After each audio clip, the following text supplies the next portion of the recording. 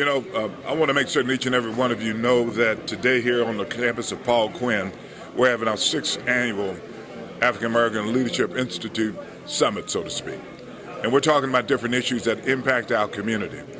Issues concerning criminal justice, health and human services, education, and also economic development. So hopefully you'll get a chance to come out here. We'll be here from 8 a.m. until 2 p.m. It's already started.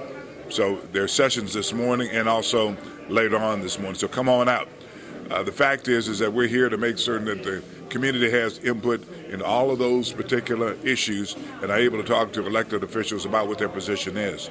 We're also developing our Policy Institute right here at Paul Quinn.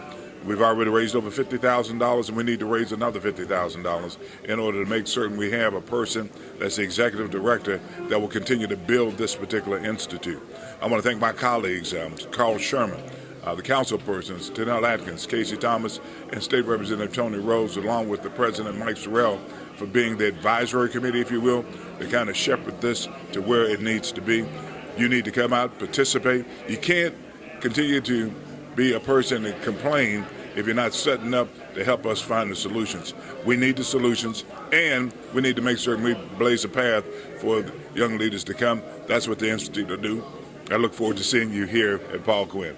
I'm Royce West, your state senator. Thank you. Well, listen, when you're talking about making laws and talking about policy, I think it has to have the police. We have to be involved in those conversations because a lot of the policies that are being made by legislation has a profound effect on our communities. And I think that when they hear from the police and our perspective, gives them a better understanding of what policies are going to probably work well for the communities. So truly the objective here is to be able to first network because we have the African American legislation here, networking and understanding and being able to meet those folks. But more importantly, it's about making sure that our story is told from the police side. If you look around the country, all of these defund the police, and we want to make sure that doesn't happen here in Texas. And I think that we have to have these kinds of discussions so that we are making policies that make sense. So I'm Dr. Trillian Small, and it was so important for me to be here. I am a mental health clinician, and I truly understand the importance that our mental health, how it impacts us as African Americans, and not only just our experiences with careers, not only our experience with education, but also just the development. I firmly believe that the way that we formulate our community really impacts us as an African American society, and it was so important for me to be here because I want to be a part of the conversation. I want to be a part of the decisions that are being made and also give my input as far as from a mental health standpoint. How does the development of green space impact one's ability to connect with others? And so it was so vital for me to be here just to hear what's happening, what's going on, and to really hear what are the basic needs and then how I can find myself inserting myself into that conversation to really impact what's going on in our community. Awesome. It was very important for me to be here today to see and understand the relationship between the University of North Texas, Dallas, and their relationship with the community. Bontown Rose Terrace projects, the schools there in the area, H.S. Thompson, Pearl C. Anderson, Lincoln, Madison, those schools, so that we can ensure that those will be the students that obtain the degrees tomorrow at the University of North Texas in Dallas. Well, it's important for me to be here as president of the Dallas Black Chamber because I need to really be focused on how policy is going to impact small businesses and nonprofits throughout our community. And if we're not talking about policy and what that impact will be, then we're missing a major opportunity. So that's why I'm here today. Well, this is important for me to be here because this is an opportunity for positive engagement. It's an opportunity for us in law enforcement and policing to connect with the community, to tell our story, but also hear from the community and hear their perspectives as well. And to be quite honest, part of it's self-serving for me. I'm here to recruit. We're looking to diversify our department. We're looking specifically for African-American representation at the Fort Police Department. We want to connect with HBCUs, and the closest HBCU to us is Paul Quinn College. This was a huge opportunity, and I hope we can come back again and expand on this even more. Yeah, I think first of all, I'd like to thank my precious Lord and Savior Jesus for the opportunity to be here. I mean, this this is the type of impact and unity I think our community so desperately needs. I think there is a severe gap in how we unite on a lot of issues from cradle to the grave. I mean, there are a lot of things that we can do a lot better, and I think if we get those resources and people together in one room like we did today, we can really start making a true difference in the world. Right, so right now I'm an NBA free agent and a young mentee of Senator Royce West. I'm just grateful to be in his presence and his tutelage on how things work on the other side of the coin, and I'm a United States Air Force Academy grad, so I've seen a lot, been in a lot of places, and I'm just thankful to have an opportunity to be around other great minds and pour back into a community that helped mold and raise me as a young man. So I'm just excited, thankful, and blessed just to be in the room. So Iota Phi Lambda is here today volunteering with the African American Leadership Institute. We found that it's imperative to be a part of this because of the Leadership Institute, what it stands for, and what it's about. We believe in the diversity and economic and inclusion in the community. We also believe in education and healthcare. It's so important to give back into the community, not just for today, but for those who are following in our footsteps as well. So we appreciate Senator Royce West and all of the other constituents who are here today to put this on here at Paul Quinn. Thank you so much.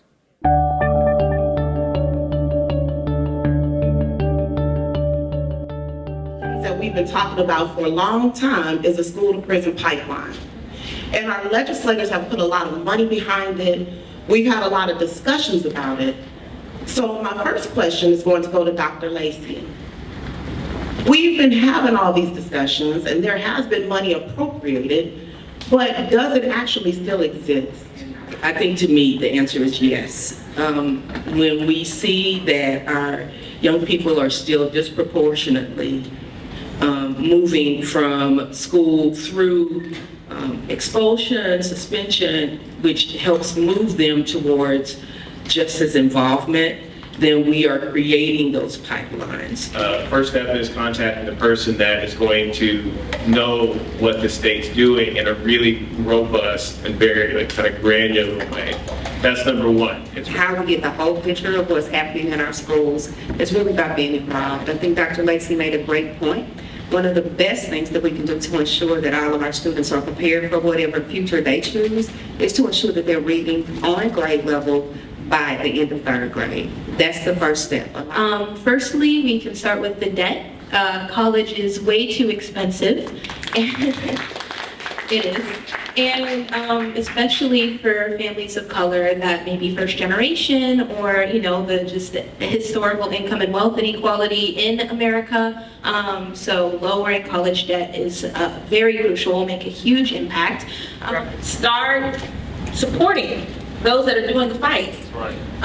But then more importantly, we come from a wonderful lineage. Okay, so we know what to do. We need to do what Ella Baker did. We need to do what John Lewis did. We need to do what Coretta Scott King did and get to work. Even when we're tired, even when we're... I have so enjoyed being here on this panel today. It's very valuable for the community to see that we care, that we're active. We, meaning the government, we, meaning Gen Z, we, meaning the Black community, is here, is present, and it's not lost on us what's happening. For Gen Z in particular, being a Gen Z member myself, a Black woman, a lawyer, and a teacher, I want to emphasize that you don't find your path, you make it. It's so important for you to remember that as you go about your journey, you want to be happening to life, not life happening to you. So if something's not working, maybe that's because it's a cookie cutter system and you're not cookie dough. So don't be limited by others' limited imaginations. Take your route, take your power, and I'm so glad I could be here on this panel today to show you that you have support as you accomplish your goals and try to achieve your dreams and do whatever you're doing, living your best life. So good morning. I have been a panelist at the African American Leadership Summit for several years, speaking about education, and I think it's important to, one, be engaged, to have a dialogue with community members, to hear their voice, and to help them understand how to partner effectively. I think we have the same goal, student success, but we might have different visions about how to get there, and so it's through building relationships, being involved, shaking hands and meeting members of the community to hear their voice so that I can make informed decisions as a leader.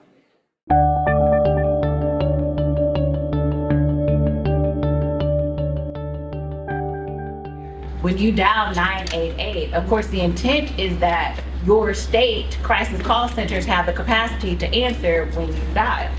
But should they be overstretched or they have vacancy issues, well, there's a fallback system, which is the National Suicide Prevention Lifeline. So there's another call center that will still answer. It's a National League of City, and I'm on one of the committees. But then again, this is the very thing that we were talking about in Atlanta, and I just think it's so good that you guys are sharing, you know, to the people that are here today, because we got to get it in the brown and black communities. And if we don't tap into these resources, we will lose them. 2024 is that's it. That's the end of it. So hold your local officials, your mayor, your council, your legislator, hold them accountable so we can go get these resources because they're free to us. We just have to tap in them and make good use of them. And it's an array of things that we can use these resources for. And when you said $50 billion, I'm like, oh my God, why haven't we gotten any of this money? And someone mentioned the ARPA dollars. Those are what we call COVID relief funding that we received. And then there were some specific buckets of money related to the 988 that have been very, very helpful. And that's that right now, the most urgent thing is how we'll continue to fund 988 and increase funding, not just start funding, but sustain and increase funding for it. The scope of it all is education. If you don't know, you don't know. If you do know, you spread the word. You mentioned access being one of those 4 items, and you were asking about funding, kind of related to that. A lot of what we talk about here, 988 particularly, but also when we get more into crisis services, those services are free.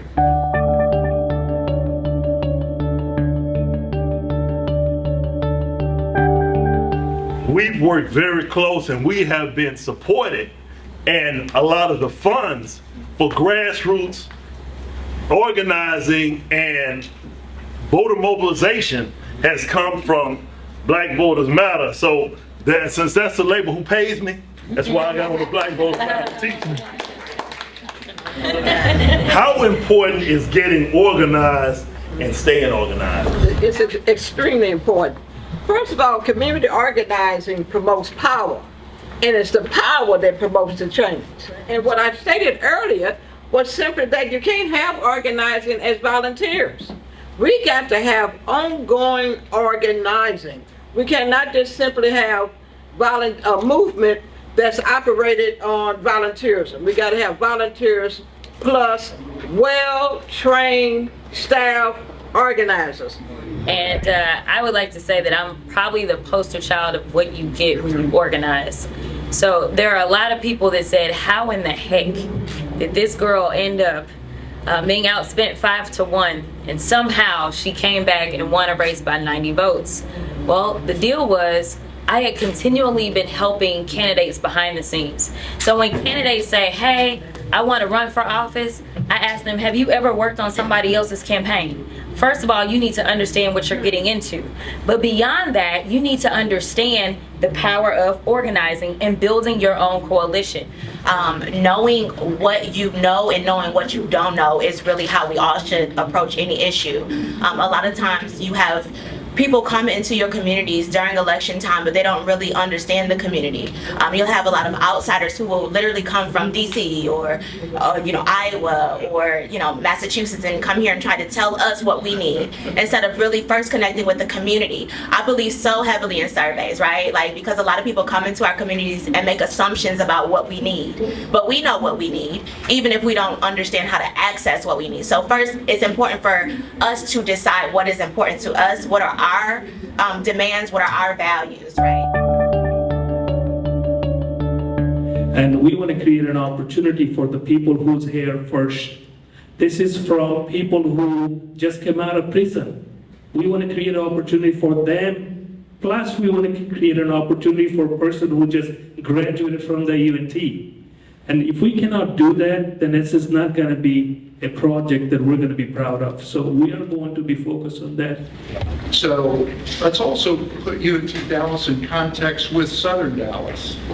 The huge expanse of Southern Dallas is larger, the square mileage is larger than North Dallas, and yet it only produces about 15% of the tax base. It is extremely important that whatever is developed around us is the highest quality. This area needs a grocery store, a name brand grocery store. It needs top retail. It needs quality housing, and it needs good schools.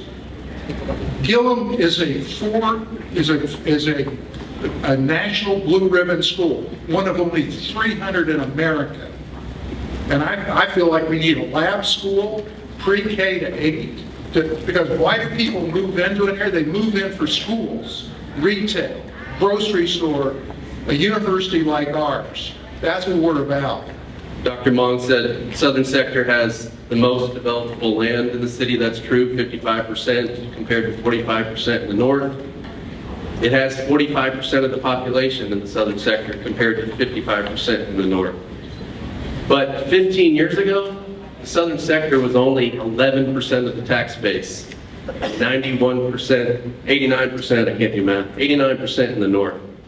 Today, I'm kind of proud to tell you that the tax base in the Southern Sector is not 11% anymore, it's 20%.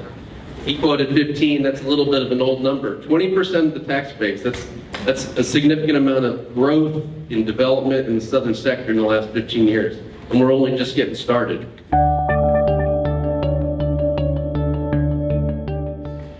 How do you see, how do you make your city safe? And what are you doing to make sure that people who you represented feel like you're doing a great job? One of the biggest things we have to do in law enforcement right now is understand that our job is not just about reducing incidents of crime, but reducing the fear of crime as well.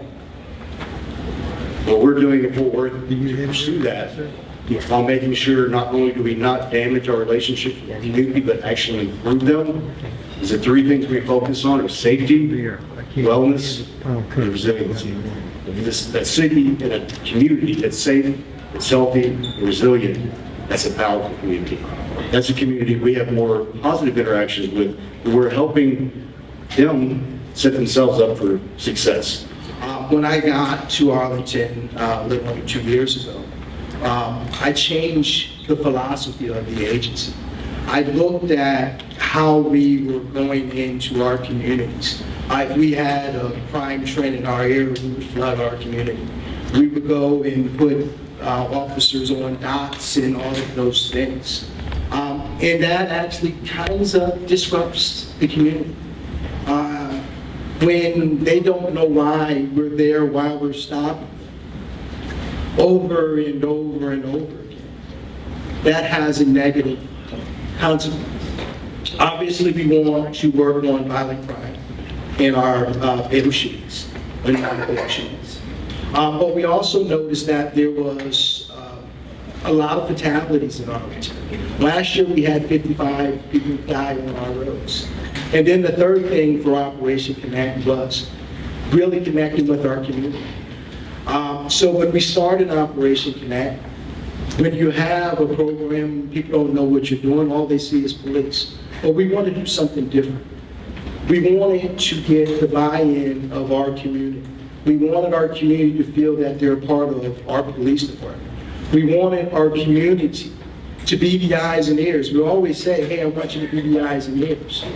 But if they don't know what they're being the eyes and ears to or for, they're not buying into the program. We need to know that we were born with original sin, that this badge that we wear so proudly today didn't always shine so brightly. We need to teach our officers as to why that is, that there is a reason why there is distrust issues in law enforcement, and we need to recognize that. We need to grow from it, and we need to know that we need to work on that trust with our communities. But having said that, I'm not a stay in the office chief. I'm sure none of my colleagues here are either. And I have not met a neighborhood in the city of Dallas or anywhere that I've been to, and this is now my second large city, my second state, regardless of language spoken, racial makeup, or economic background, that has ever asked me for less of my men and women in their neighborhoods. And unfortunately, our communities that are impacted by violent crime and our communities of color plead for me for more. Yes, they want us to be right. Yes, we want to be procedurally just, but we need to recognize that our communities have never wanted us to go away. We just did a community walk a few days ago in Fraser Courts in South Dallas, where I knocked on doors and asked our community and our communities in areas of concern and need that were positive interactions with our police department, that they wanted us there, that they needed us there. And for our men and women to hear that is very important, because unfortunately we have not heard that. And we need to hear that. Our men and women need to hear that we need to be just, we need to be righteous, but that our communities don't want us to go away. No crime plan will work if the morale of both the community and the men and women that honorably serve and that sacrifice feel their worth. And that's what we need to work on as we move forward. Chicago Police Department is the second largest department in the country, funded for 13,000 police officers. Our budget is $1.7 billion with a B. So each of these departments express some of the same sentiments that I have regarding community and police relationships, but that's really not the issue. The issue is this. There's 18,000 police departments in this country. 18,000. And over 900,000 police officers in this country. And there's not a single standard for policies and or training for those departments from a standardization standpoint. So we all do things a little bit different.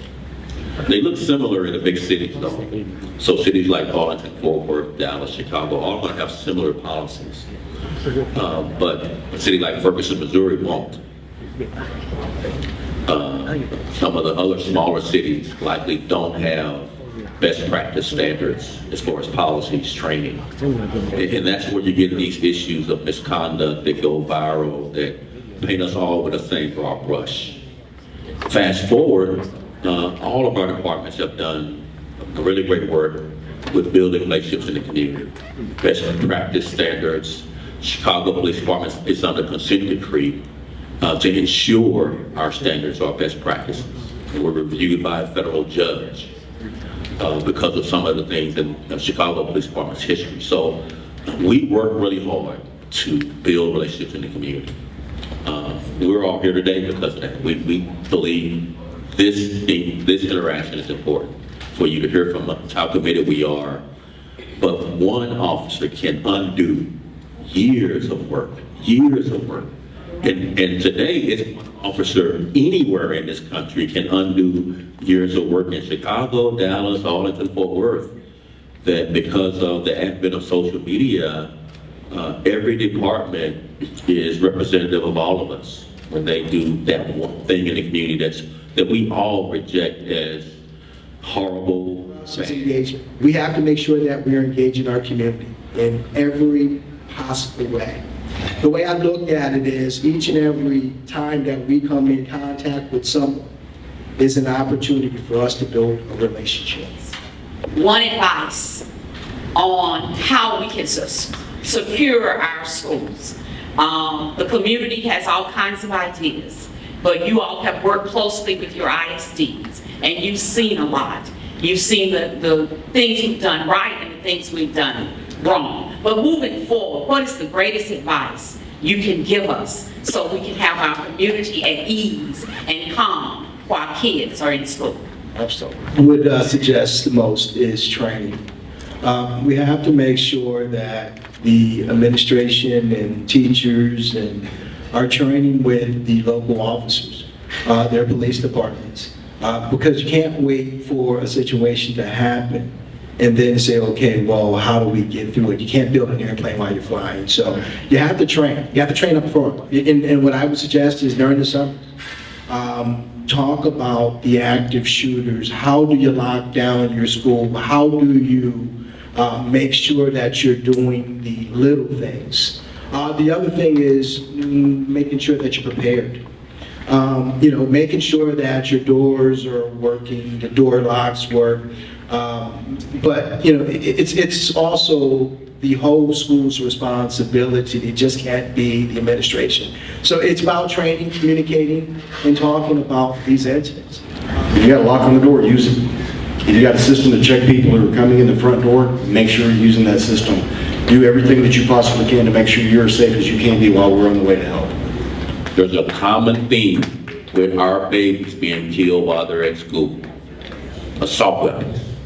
And the high capacity magazine, where, multiple lives are lost because of the frequency that the bullet comes out of the automatic or semi-automatic assault weapon bullet. It's just devastating. When that was banned, we had less school shootings with multiple victims.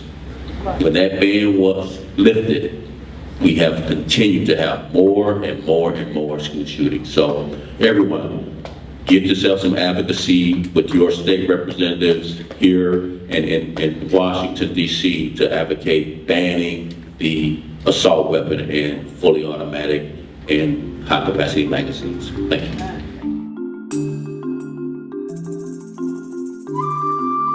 It's incredibly important for us to be out here with our community, with other chiefs, really. I mean, it's a great part where you're sitting next to the Chicago superintendent, the chief of Fort Worth, the chief of Arlington, and we're all talking about similar issues and how it's impacting our communities, how we can help our communities, talking about policy, working with legislators, working with city leaders. It's important for our community to see us all working together, because when we're separate, there's the trust fades.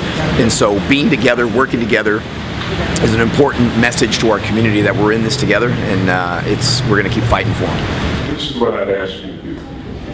I'd ask you to make certain that today, before you leave here, that you do, I guess, some social media to say the following. Number one, we've had this summit today.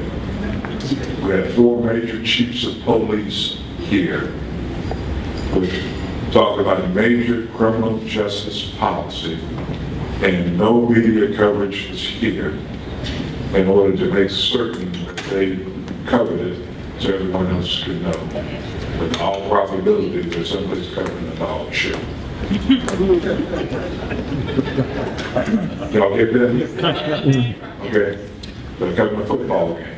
And I find it offensive, once again, David, the same things that you dealt with when you were here, we're dealing with today in 2022, when we had our senior law enforcement officers, law enforcement leaders here, talking about criminal justice policy. So hopefully you will do that, put it on your Facebook and all your social media to make certain that they know how to stand about this, but it will not go unchecked, I assure you.